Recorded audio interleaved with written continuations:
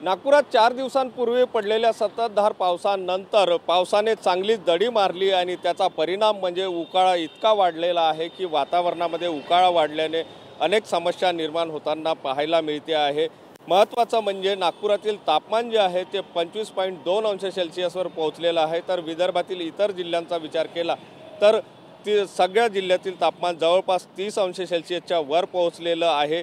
उकाळा प्रचंड वाढलेला आहे आणि या उकाळ्यामुळे नागरिक हैराण होताना दिसते आहे। त्यामुळे आरोग्याच्या समस्या सुद्धा उद्भवताना दिसते आहे। ताप, सर्दी, खोकला अशा प्रकारचे रोग सुद्धा मोठ्या प्रमाणात या बदलत्या वातावरणामुळे उद्भवताना पाहायला मिळते आहे।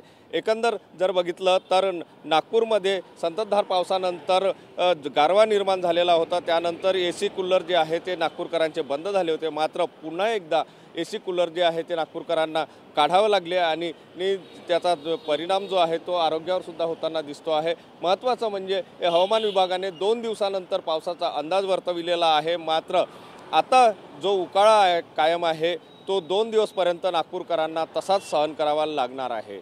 कॅमेरामन साईसह सुनील ढगे, TV9 मराठी, नागपूर।